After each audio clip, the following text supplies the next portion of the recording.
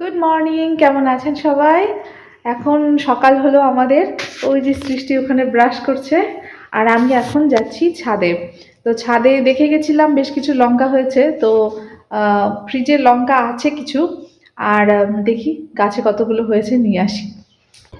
আজকে সকাল থেকে আবার একদম কড়া রোদ উঠেছে। একদিকে কুয়াশা, কুয়াশাটা এখনো মানে আছেই, তবুও একদম রোদ উঠছে সকাল সকাল। ও, এখানে গাঁদা ফুল গাছগুলো যেগুলো লাগিয়েছিলাম না, এই যে ছোট ছোট, তো সবগুলোই বেঁচে আছে দেখতে পাচ্ছি, ফুলও ফুটেছে। আর এই যে নাকচম্পাগুলো লাগিয়েছিলাম, নাকচম্পার ডালগুলো, তো এগুলো মনে হচ্ছে এই চারটা বেঁচেই যাবে হয়তোবা, কারণ যেগুলো পাতা ঝরার ছিল সেগুলো ঝরে গেছে, এগুলো এখনো আছে, তো তরতাজাই মনে হচ্ছে। তো দেখা যাক কি হয়, শেষ পর্যন্ত বাঁচে কিনা। না হলে তো নাকচম্পার ডাল আরও আছে, এখনো ফুল ফুটছে, তো আবার দেওয়া যাবে। তো লঙ্কাগুলো বেশ ভালোই বড় হয়েছে, আমি তুলে নিই। আমাকে উর্মিলা দিদিভাই জিজ্ঞাসা করেছিলেন, উর্মিলা বণিক। তো দিদিভাই জিজ্ঞাসা করেছিলেন যে লঙ্কার চারাগুলো তুমি কিভাবে যত্ন করো। ভালোই লঙ্কা ধরেছে, এর আগেও একবার দেখিয়েছিলাম ভিডিওতে। তো আমি না কমেন্টে আপনাকে বলে দিয়েছি, ওই মানে যেখানে আপনি কমেন্ট করেছিলেন তারপরে আপনাকে কমেন্টে লিখে দিয়েছি। তো তার হয়তো বা কমেন্টটা অনেক সময় চোখে পড়ে না, তখন পরবর্তী ভিডিওতে হয়তো আপনি অপেক্ষা করছিলেন আমি আবার বলবো। তো ভিডিওতে আমি আর যেহেতু কমেন্ট করেছি ওই জন্য নেক্সট ভিডিওতে আর বলিনি। তো আজকে আবার যেহেতু লঙ্কা তুললাম, তো ওই জন্য আবার বলে দিচ্ছি দিদিভাইকে যে বিশেষ কোনো যত্ন করিনি। তার কারণ হচ্ছে লঙ্কার চারাগুলো আমাদের গ্রামের বাড়ি থেকেই আনা। গ্রামের বাড়িতে তো লঙ্কার চারা অনেকই হয়। তো যখন গেছিলাম তখন এই ৪ টে লঙ্কার চারা নিয়ে এসেছিলাম। তখন ছোট, ছোট ছিল। আর যে মাটিটাতে লাগানো আছে এটা গোবর সারযুক্ত মাটি। তো ওইজন্য আর সেরকম কিছু দরকার পড়েনি। মাঝে, মাঝে একটু জল দেওয়া হয়। আর জলটা একটু পরিমাণ মতন দিতে হয়, কারণ বেশি জল দিলে আবার লঙ্কা গাছ কিন্তু নষ্ট হয়ে যায়। তো আজকে এই যে এই কয়েকটা লঙ্কা পেয়েছি, তো এবেলার রান্নাবান্না হয়ে যাবে, আর কিছুটা আছে। আমার লেবু গাছটাতে প্রচুর লেবু এসছে, তো আপনাদেরকে একটু দেখিয়ে দিই। গাছ ছোট কিন্তু অনেক লেবু এসছে, দেখা যাচ্ছে কি না আমি একটু দেখিয়ে দিই। এই যে এই দেখুন, ছোট ছোট অনেক অনেক লেবু ধরেছে, প্রচুর প্রচুর প্রচুর। এইটুকু গাছে এত লেবু ধরেছে, এক্সিবিশনে দেওয়ার মতন। লেবু তুলবো না, কারণ ফ্রিজে আছে। আর এখন লেবু আবার অতটা খাওয়াও হয় না, ঠান্ডা পড়ে গেছে তো, ওই জন্য বেশি লেবু খাওয়া হচ্ছে না। আর ফ্রিজে অনেকগুলোই আছে, তো ওই জন্য তুলছিও না। তো চলুন তাহলে আবার নিচে যাই, চা করিনি এখনো, হাজবেন্ড বাজারে গেছে। তো বাজার থেকে এলেই তো আবার রান্না করতে হবে, ওই জন্য চাটা এখন বসিয়ে দিই। আর এই দেখুন কি সুন্দর, সকালবেলায় আবার ফুল দেখলেই মনটা ভরে যায়। কাগজ ফুল পিঙ্ক কালারের, তো দারুণ ফুটেছে। হলুদটা ফুটেছিল কিন্তু এখন আবার হলুদটা ঝরে গেছে, এখন পিঙ্কটাই বেশি ভালো ফুটছে। আর চন্দ্রমল্লিকাতে তো মানে ভরে আছে, কলি এসছে সবগুলো গাছে। আর প্রচুর চন্দ্রমল্লিকা, অনেক সুন্দর হয়েছে গাছগুলো। আমাদের চন্দ্রমল্লিকার বাগান কি ভালো হয়েছে গাছগুলো। আর কলি এসছে, আপনাদেরকে দেখিয়ে দিই, সবগুলোতেই এসেছে। এই যে দেখুন, বোঝা যাচ্ছে না, এই যে প্রচুর কুড়ি এসছে। এই গাছটাতে এসছে, কিন্তু এই গাছটাতে ফুলের পরিমাণ একটু কম হবে, মানে যত পরিমাণ যতটা গাছ বড় হয়তো বা ফুলটা একটু কম হবে। কুড়ি চলে এসছে এগুলোতেও, এটাতে একটু লেট, এটাতেও কুড়ি এসছে, একটু ছোট আছে।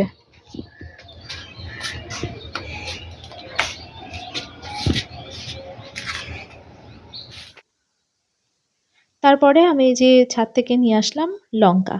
তো এগুলোকে আগে জায়গা মতন রেখে নিই, কারণ এই লঙ্কাগুলো দিয়ে আজকে আমার রান্না হবে।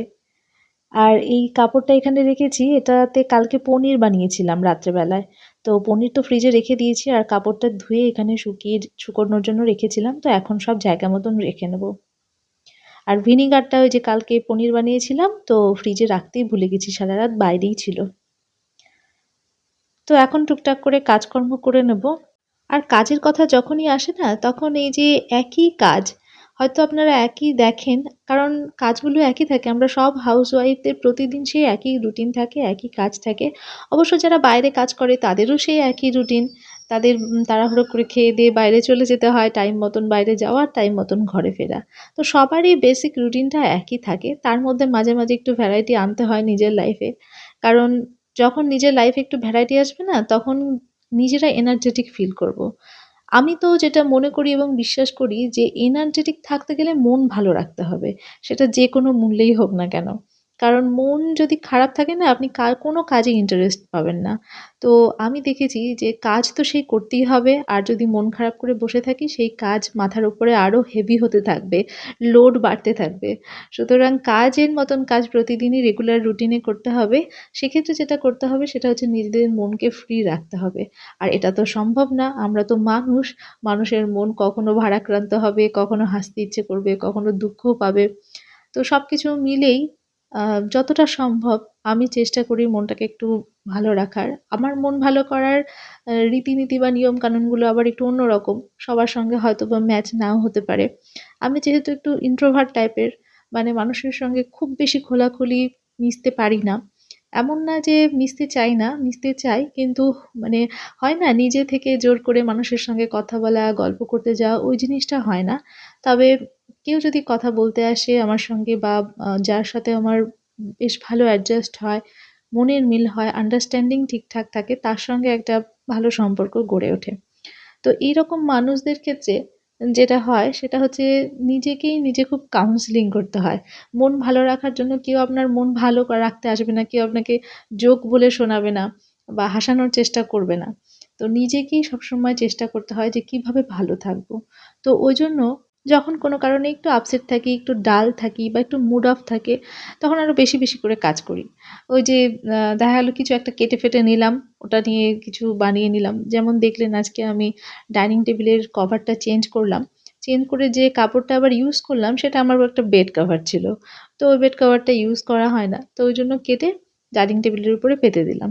তো তখন কাট-সাট করার চিন্তাভাবনা বেশি মাথায় আসে। নিজেকে তখন আবার নতুন করে একটু সাজাতে ইচ্ছে করে। তো মনে হয় যে একটু নেল পলিশ পরি বা একটু স্কিনের কেয়ার করি। মুড অফ যখন থাকে না, তখন আমার মানে বেশ ভালো ভালো দিকগুলোই আরো বেরিয়ে আসে। তো আবার একটু হারমোনিয়াম নিয়ে বসতে ইচ্ছে করে। আর হ্যাঁ, কখনো কখনো এরকম হয় যে বেশি বেশি কাজও করতে ইচ্ছে করে। মনে হয় যে যা কাজ আছে একদম গুছিয়ে গাছিয়ে টিপটপ করে রাখি। তো এরকম একটা মানে মুড অফ হলেও ভালো দিকও যেরকম আছে, অনেক সময় কিছু কিছু মানুষ আছে যে এতটাই ডাল ফিল করে যে কিছুই করতে ইচ্ছা করে না। মনে হয় যে সব কাজ পড়ে থাকুক, চুপচাপ শুয়ে থাকবো। কিন্তু এতে কোনো লাভ নেই। কারণ এই রাস্তাও আমি নিজে এপ্লাই করে দেখেছি। এতে আরো ওই যে বললাম কাজের মানে পরিমাণ বাড়তে থাকে। আর এদিকে আপনি যত শুয়ে বসে থাকবেন তত একা একা নানা রকমের নেগেটিভ চিন্তা মাথায় আসবে। সুতরাং আরো মাথা হেভি হয়ে যাবে। সুতরাং ওই সমস্ত চিন্তা ভাবনাকে এক সাইডে সরে রেখে নিজেকে অ্যাক্টিভ থাকতে হবে। আপনি যত অ্যাক্টিভ থাকবেন, দেখবেন যে আপনার মন অটোমেটিক ভালো হয়ে গেছে। দুশ্চিন্তা মাথাতে আনার কোনো স্কোপই হবে না। তারপরে আরেকটা ভালো পয়েন্ট হচ্ছে এই ঠাকুরের একটু আরাধনা করা। ঠাকুরকে একটু পুজো অর্চনা করা। দেখবেন মন ভালো হয়ে যাবে। স্নান-দান করে ফ্রেশ হয়ে একটু বাইরে কোথাও ঘুরতে গেলেন। যেমন আমি আজকে সন্ধ্যেবেলা একটু বাইরে গেছিলাম মার্কেটে। আর এটাও আমার একটা টেনডেন্সি যে যখন আমি মনে করি একটু ডাল ফিল করি, তখন মনে হয় আমি শপিং করি। কিছু না কিছু কিনতে ইচ্ছে করে। তো যদিও আজকে অতটা ডাল ফিল করছিলাম না, কিছু কেনার ছিল, ওইজন্যই মার্কেটে গেছিলাম। তো সৃষ্টিকে নিয়ে যাইনি, ওর শরীরটা একটু খারাপ। গত রাতে ওর জ্বর এসছিল। তো বাইরে যখন গেছিলাম তখন বাড়ি ফেরার সময় সন্ধ্যাবেলা মোমো নিয়ে এসেছি। তো টিফিন একটু হয়ে যাবে ভাবলাম। কিন্তু আমার মেয়েটাকে আমি সবসময় চেষ্টা করি একটু আধটু বাইরের খাবার খাওয়ানোর, যাতে বাইরে গেলে, দূরে কোথাও গেলে অসুবিধে না হয়। তো ২ পিস মোমো ওকে দিয়েছিলাম আমরা খাওয়ার পরে।